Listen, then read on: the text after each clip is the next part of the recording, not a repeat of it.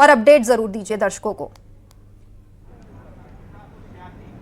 बिल्कुल, देखिए लगभग 6 राउंड की काउंटिंग हो गई है, 7वें राउंड की काउंटिंग चल रही है। अभी तक हमारे पास जो ताजा इनपुट है, कांग्रेस लगातार यहां पर बढ़त बनाए हुए हैं और कांग्रेस की बढ़त आगे बढ़ती हुई नजर आ रही है। हालांकि 7वें राउंड के परिणाम ऑफिशियली अभी थोड़ी देर में सामने आ जाएंगे, तस्वीर और हद तक और साफ हो जाएगी। लेकिन इस सबके बीच जब आप डिस्कस कर रही थी पैनल, बहुत वरिष्ठ प्रवक्ता बैठे हुए हैं बीजेपी के और कांग्रेस की तरफ से भी बात संविधान की होने लगी। देखिए, दतिया का उपचुनाव है, महज उपचुनाव है। यहाँ पे दतिया के मुद्दों की अगर बात होगी तो वो ज्यादा बेहतर होगा कि किन मुद्दों पर दतिया की जनता ने मतदान किया है और क्यों इतनी क्लोज फाइट हो रही है। मुद्दों की बात जरूर करनी चाहिए। दतिया में आज रोजगार की क्या स्थिति है, युवाओं के लिए क्या स्थिति है, यहाँ के किसानों को क्या मिल रहा है, क्या नहीं मिल रहा है, क्या उनके सामने परेशानियां हैं, यहाँ पे टूरिज्म की क्या स्थिति है, इन पे जरूर बात हो, क्योंकि इसी पे वोट डाला है और सियासी समीकरण जरूर वहां पर होते हैं। नेताओं की नाराजगी जरूर एक बहुत इंपॉर्टेंट फैक्टर होती है। 2023 का चुनाव, नरोत्तम मिश्रा का टिकट वहां पे हुआ था, 8-10 हजार के करीब वोटों से वो चुनाव हार गए थे। ये तय माना जा रहा था कि नरोत्तम मिश्रा ही यहां पर चुनावी मैदान में उतरेंगे, ताल ठोकेंगे। उनके कार्यकर्ताओं ने तैयारी कर ली थी, खुद नरोत्तम मिश्रा की पूरी तैयारी थी और फिर उसके बाद कार्यकर्ता किस तरीके से सड़कों पर उतरे ये किसी से नहीं छुपा है। तो बीजेपी के प्रवक्ता से अगर ठीक समझे आप तो ये जरूर पूछिए उनसे, या वो मेरी बात सुन पा रहे हो तो इस बात का जवाब जरूर दें कि क्या ये जो 2000 के करीब कांग्रेस को यहां पर लीड मिलती हुई दिखाई दे रही है, बीजेपी इस पे मंथन कर रही है कि कहीं टिकट के बंटवारे में तो कहीं कोई गड़बड़ नहीं हो गई। अगर नरोत्तम मिश्रा के पास ये टिकट जाता, क्योंकि यहाँ पे मैं लोकल मैं यहाँ पे दतिया में मौजूद हूँ और यहाँ पे जो लोग हैं, यहाँ के जो वोटर हैं, जो बीजेपी के कार्यकर्ता हैं, वो जब चर्चा कर रहे थे और मैं सुन रहा था, उस चर्चा में शामिल था, तो उनको कहना था कि दादा को टिकट मिलती तो बात कुछ और होती। तो ये बात कुछ और होती वाली जो बात है, जरा इसको डिफाइन करेंगे तो बेहतर होगा। जी बिल्कुल, मैं इसका जवाब जरूर लूंगी वासु। बीजेपी प्रवक्ता हमारे साथ लगातार बने हुए हैं। आप अगर सुन रहे होंगे, हमारे सहयोगी वासु ग्राउंड जीरो पर मौजूद है, जो कुछ बातें हो रही है वो साफ तौर पर वो भी सुन रहे हैं। आपसे भी मैं जानना चाहूंगी, जो नाराजगी समर्थकों में दिखी वो तो दिखी, आज भी पहले दिन की बात अलग थी, आज भी वो नाराजगी कहीं ना कहीं दिख रही है। वासु ने यही कहा कि उनका कहना है कि अगर नरोत्तम मिश्रा को टिकट मिला होता तो बात कुछ और होती क्या? घनश्याम जी, देखिए, मैंने पहले भी मैंने कहा कि भारतीय जनता पार्टी ये कार्यकर्ता आधारित दल है और पार्टी जो तय करती है, ये अभी आदरणीय रवि जी कह रहे थे अनुशासन की बात। घनश्याम जी, बहुत सधे हुए जवाब आप दे रहे हैं, लेकिन जवाब सवाल मेरा कुछ और है। मैं वही कह रहा हूँ, हमारे यहाँ पर मैं वही कह रहा हूँ, हमारे यहाँ पर अनुशासन ये रहता है, जिसको भी पार्टी तय करती है उसको टिकट दिया जाता है, दायित्व दिया जाता है। और इसलिए अगर आशुतोष तिवारी जी को भी दायित्व दिया है, टिकट दिया है, तो पार्टी के शीर्ष नेतृत्व ने दिया है। 4 लोग बैठ करके हमारे यहाँ समूह में ये निर्णय होते हैं, व्यक्ति विशेष की राजनीति हमारे नहीं चलती है। और इसलिए जो भी निर्णय होता है वो सबको सिरोधार्य रहता है, जीत हार इससे हमारे यहाँ ये नहीं रहता है, लेकिन अनुशासन ये सर्वोपरि रहता है। और इसलिए आशुतोष तिवारी जी को भी जो टिकट दिया गया है, आशुतोष तिवारी हमारे भारतीय जनता पार्टी के मंजे हुए कार्यकर्ता हैं। वर्षों उन्होंने संगठन का काम किया है, संगठन मंत्री के पद पर रहे और उन्होंने अनेक कार्यकर्ताओं का गठन किया है, भारतीय जनता पार्टी की सेवा की है और इसलिए उनको टिकट दिया है।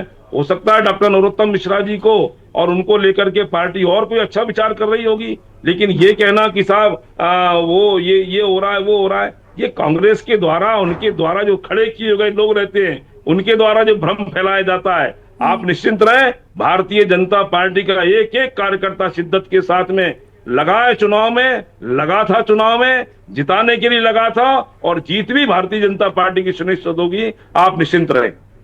ठीक है, सतीश जी आपके पास मैं लौटना चाहूंगी। अब घनश्याम जी कह रहे कि हो सकता है कि अब जो नरोत्तम मिश्रा है उनके लिए कुछ और अच्छे किरदार वहां पर पार्टी तय कर देगी। क्या आपको ऐसा लगता है कि क्योंकि बातें नरोत्तम मिश्रा की ही हो रही है कि अब जीते कोई भी, जो कुछ भूमिका रहेगी अब नरोत्तम मिश्रा की पार्टी को लेकर, जो करियर तो चलिए बोलना गलत ही होगा, जो भूमिका होगी आगे चल के वो इस रिजल्ट के आधार पर ही तय की जाएगी?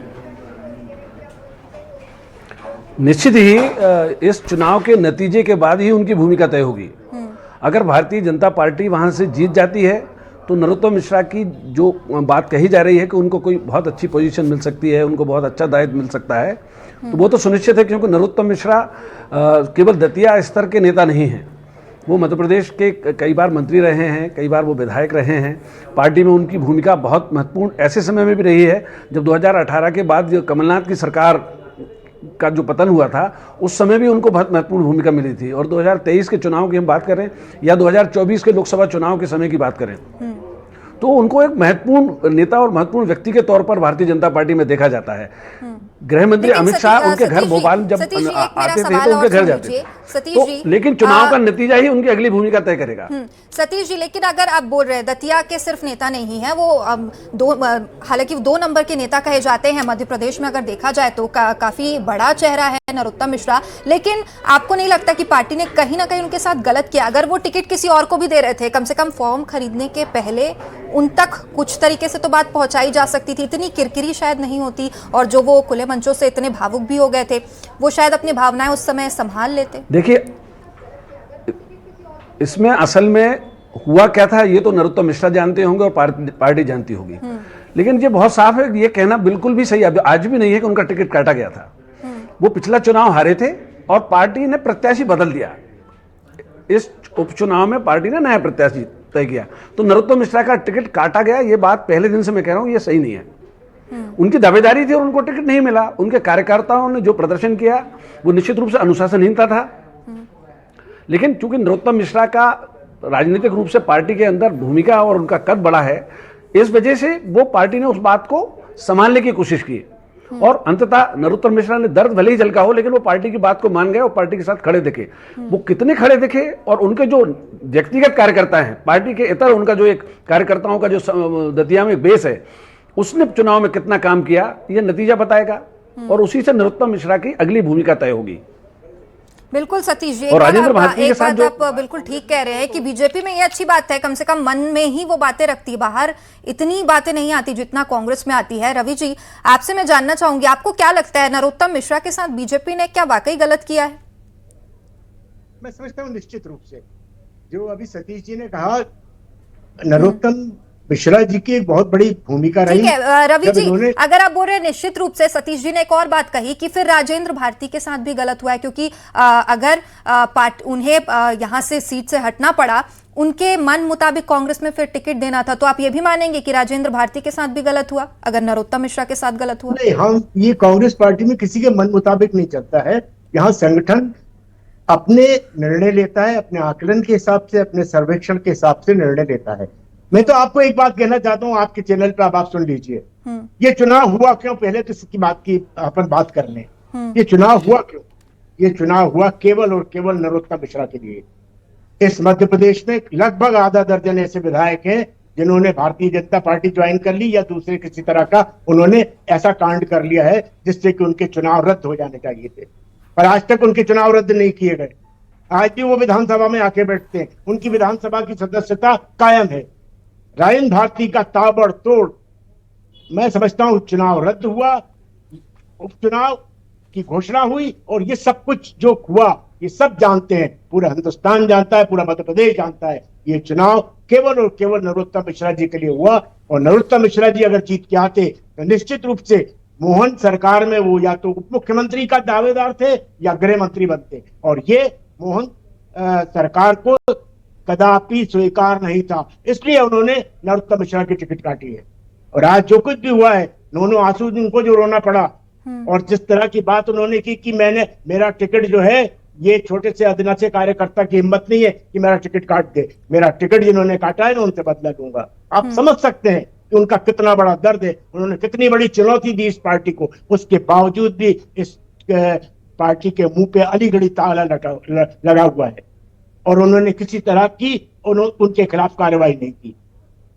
चलिए ठीक है। आप समझ सकते हैं कि भारतीय जनता पार्टी और कांग्रेस पार्टी में कितना बड़ा फर्क है।